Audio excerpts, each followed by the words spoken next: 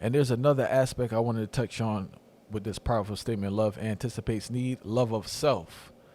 And when you talk about what you just spoke about, it all applies in regards to having a duty to yourself. Well, the scripture says this: what would it profit a man if he gained the whole world and lost his own soul?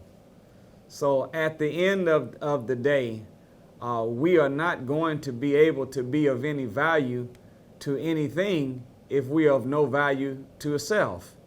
I remember that a Caucasian, older Caucasian, came up to me, and he shook my hand, and in my hand he pressed some $100 bills into my hand. And he said this: he said, "Brother Nuri, I want you to know that there's a lot of people that love you and draw strength from you that you may not even know I'm one of them." He said, "However, we that love you, we're watching you from the outside in, and you're always doing a lot for other people." He said, "I just want to caution you that you can't be all things to all people if you're nothing to yourself." I said, wow. That stuck with me for the years after he made the statement. And Jesus told us when he said this, he said, on these two hang all the laws and all the prophets. These two commandments I give unto you this day. He said, love God with all your heart, mind, your soul, your strength. And the second one is likened unto it, that you love your brother or love your neighbor as you love yourself. Even though it's two commandments, there's three loves in the two commandments. It's the love of the God. It's the love of your brother, your sister, or your neighbor. But you love your brother or your sister or your neighbor, how? As you love yourself. So to anticipate the need of self would mean that you would have to have a knowledge of self. Knowledge of self is what produces love for self. And when you love yourself, you start doing for yourself. And since your brother, you're my brother, Brother Lennon, you're my brother, Brother Dan. So if you're my brother, the base word of brother is other, you're my other self. So when I know me and love me and I'm doing right by me, I'm going to treat my other me the same way. But if I have no knowledge of self, how will I ever love myself? And if I don't love myself, how am I going to do right for myself? And if I'm not doing right by me, then my brother don't stand a chance. So you are correct, Brother Linton, to point that out. It is an imperative that you have a knowledge of self.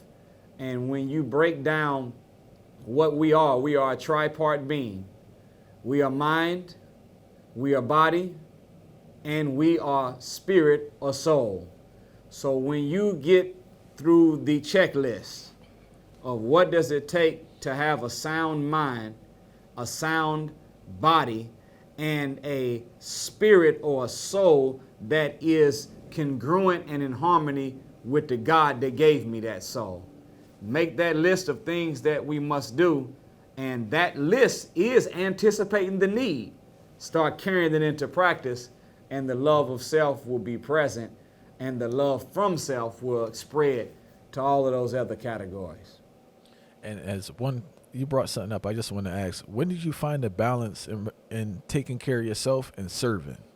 Where did you find that balance? Because I notice people that do service, they kind of go overboard where they neglect themselves and they go too far into the service. But I take it you found that balance. But when did you find that balance? Well, I'm striving. I like to think that I am, and I've been blessed, of course, to be able to have a template in front of me for what I do, and that prototype that shows me a process to help me to perform, to be what I'm supposed to be, is the man that taught me everything that I know and is the example of the man I hope to one day become. That's the Honorable Minister Louis Farrakhan. So I'm blessed to have him as an example, and I watch and observe his word and his way. And then, of course, he always drops jewels and nuggets of advice, and I strive to hold on to them. So I exercise every day. I try to do, my goal is to do an hour a day of cardio with some weight training. I try to do that 6 days out of the week. And I marry study inside of that. So I'm not running or on the Stairmaster or the elliptical or under the weight pile with music coming through my AirPods. I'm listening to the lectures, audiobooks. I'm taking notes.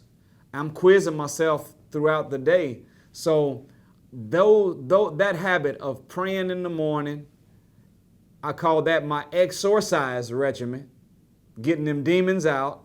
Then I get out there and Muhammad got the devil on the run. I get out there and run and get the devil on the run. That's my exercise.